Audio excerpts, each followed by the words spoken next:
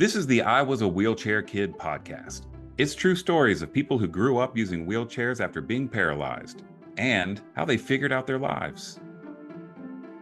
I'm your host, Pete Anziano, and I've been using a wheelchair myself for almost 20 years. Although I wasn't injured as a child, I've spent these 20 years in a job where I help people of all ages adjust to living with paralysis. And I have learned that being injured as a kid brings a whole different set of problems. These podcasts are the personal stories about how kids went about finding their own solutions as children. They're adults now, but their childhood memories are powerful. They tell us a lot about how kids in wheelchairs can make a future for themselves. In this episode, George tells his story. He's a grown man now, but he was injured when he was only 9 years old. Afterward, what he wanted most was to find a way to return to normal. His story is about discovering a way to do that, to find normal. Here's how it began. I was 9 years old when my injury happened. I was with my family at a friend's house, and all my little buddies were there, and someone found a gun. And they decided they grabbed it, they picked it up, they're toying with it, and they brought it out to the living room. Look what I have. Our parents don't notice this, and just toying with a gun. And we're playing with it, and we're irresponsible. We're not smart kids at 9 years old. And I decided I'm just gonna walk away. And as I walked away, they still kept wrestling with the gun, and it accidentally fired off. My mom was there, and she just picked me up and brought me to the hospital. When I got to the hospital, I woke up with tubes in my nose, everything, and I tried sitting up. And since my injury level is at a T7 level, I don't have the core to sit up on my own. So I felt like I was being held down. I didn't know what was going on. I didn't know if my legs were gone. I couldn't feel anything. So I just started screaming. I was panicking. I was freaking out. Some little girl next to me, her name is Frances. I still remember her name. She's telling me, shut up, calm down. Little girls telling me to calm down. And I'm just screaming and freaking out.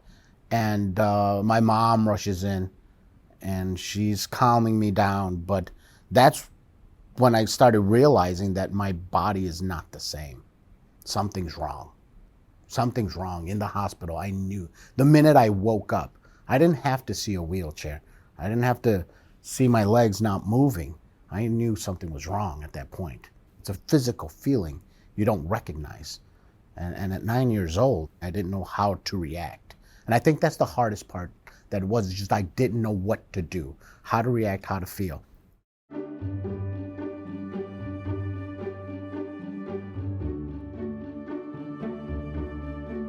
And even though my mom, who's my safe haven, is next to me and trying to comfort me, it's not working.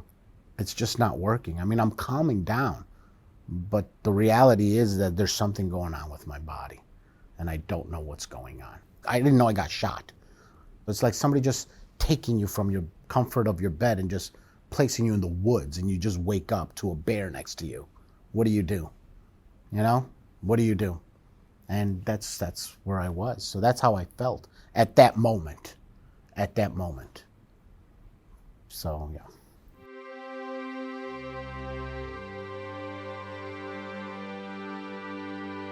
When I was in the hospital, I was in the acute care. And back then, you were in rehab for two months at a time, 2-3 months. Being in the hospital during my rehab, I kind of adjusted a little bit in there to what was going on. And the nurses, the patients, the doctors, they all gave me the sense of comfort, that everything's gonna be okay. And yeah, the hospital was my safe haven. And then it was time to go home. So, George found a way to adjust to his injury while he was in the hospital, and a way to feel kind of normal. But when it came time for George to go home, it was a different story. He discovered he was facing a whole new world. And wow, that was a reality check. Because I go home to to a whole different environment that I am not used to. Just my neighborhood alone scared the pants out of me because all my friends walk, you know? All my friends walk. I played freeze tag. I played kick the can. I played hide and go seek. And now those games are still being played without me. You know, I can't hide with my chair. I can't run up and down the porch. I can't even get out of the house with somebody helping me. So the adjustment of interacting with my friends was pretty scary because now I started feeling a little isolated. I felt safest at the hospital because the normalcy was there. You know, other persons with disabilities were at the hospital. People that were going through the same thing I was were there, and I felt comfortable there. I literally wanted to go back to the hospital when I was a kid. I wanted to feel that sense of normality again back at the hospital. They're the ones that made me feel normal with this scary new body that I have. When I got to my neighborhood with my friends, I felt so odd. I felt so uncomfortable. I felt like I didn't belong. And it's funny because my friends, they adjusted to me more than I was adjusting to me.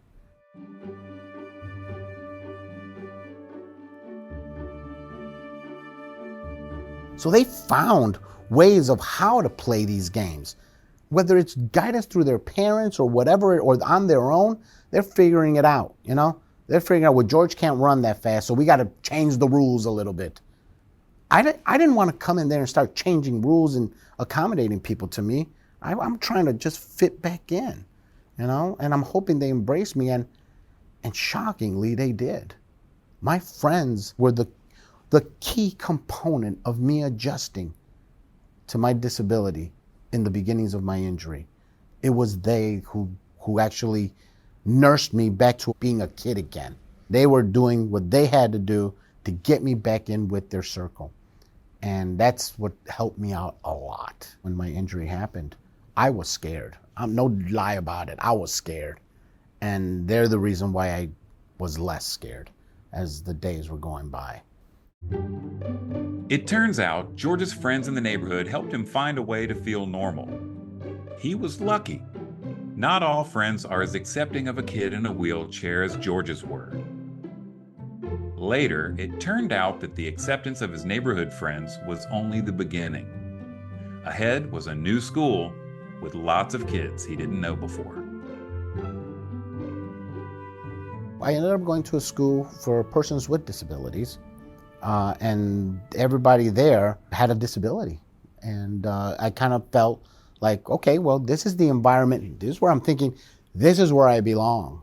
You know, I belong in this environment of persons with disabilities so I can feel normal, you know, but with or without a disability. I'm just scared of new kids. I can't wait to get back home. And finally, think about it. When I got discharged from the hospital, I wanted to go back to the hospital to feel normal. But here I am now at a school for persons with disabilities, and I wasn't feeling normal because it's a new school. I want to go back to my neighborhood with my guys, my friends. So, in time, George got used to the new school. But he continued to deal with a problem that nagged at him every day. George felt guilty about the extra burdens he was putting on his family. I really did feel this huge burden on my family because we were undocumented in this country till the age of 18. So we had no medical assistance. So my dad had doctor bills of $140,000, and he was making $5 a month payments. My father is a factory worker. So my father's working overtime to buy me a wheelchair. My mom had to start cleaning rooms. My brother, after he greets me from school getting off the bus, he has to pull me up the stairs, and then he's got to run to the grocery store to bag groceries just to make ends meet. So even though they never made me feel like I was a burden, I felt it.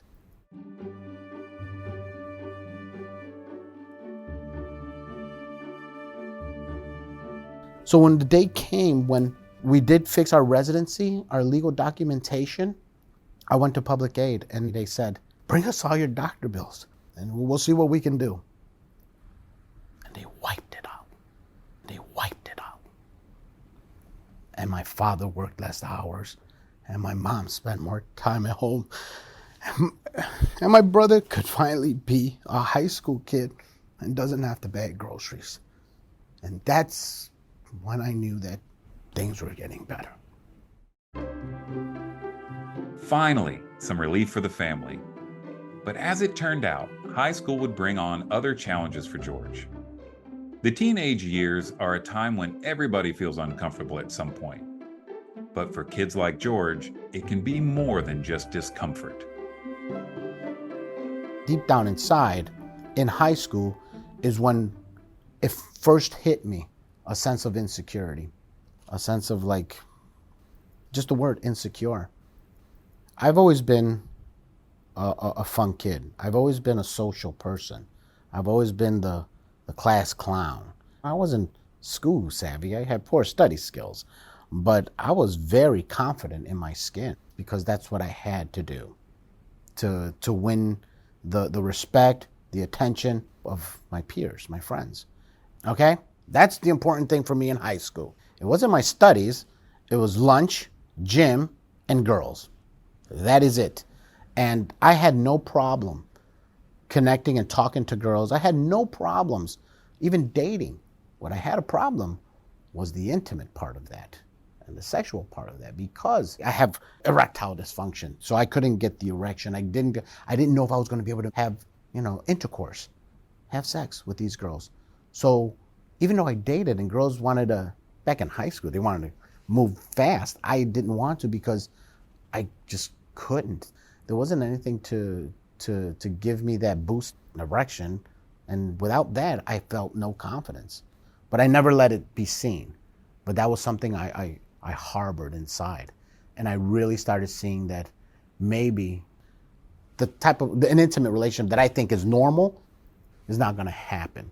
So I had a lot of insecurities because of that. I didn't feel sexy. I knew I was funny, and I was a pretty good-looking guy. I wasn't sexy. I didn't feel sexy. And I didn't have problems dating. I just couldn't get to that, what some may call third base. So what I ended up thinking, this is as good as it gets.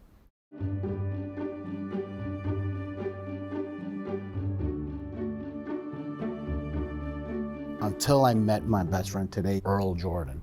And I don't mean just a kid with a disability, a kid with a lifestyle. Earl Jordan went to Whitney Young. And he was in a, quote, we called it the normal school, the able-bodied school. He was with able-bodied kids, and I was at just a couple blocks away at a school for persons with disabilities. So I'm thinking he's going to frown upon me or something like that. But no, not at all. Not Earl. We started hanging out. I went to his neighborhood. I saw a piece of his world and his confidence. I've never met anybody like that. I would have to remind him that he's in a wheelchair, Every time I talk to him or see him interact with anybody or anything, including girls, I never saw his wheelchair. I couldn't see it. And every time I talk with girls and people, I see my wheelchair, And I would always see it as a flaw. And no, not Earl. He started talking to me about intimacy. He had the same issue, but there's other ways to approach it. There's other ways of looking at it. And the girls will still love you.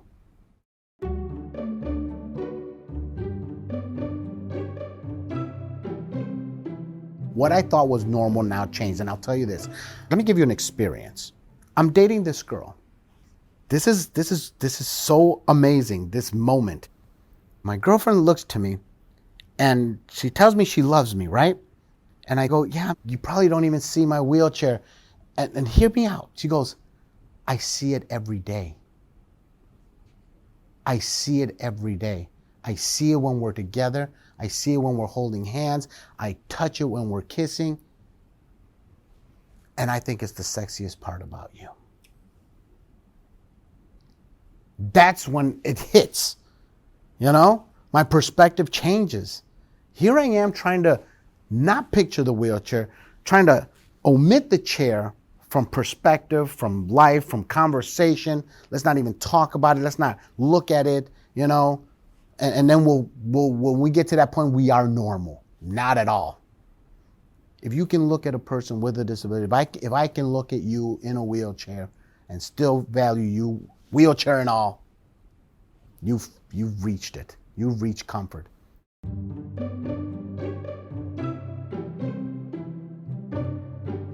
It's a tough road to get here. To be able to embrace your wheelchair that way, come on, and once you do, it is so liberating. It really is.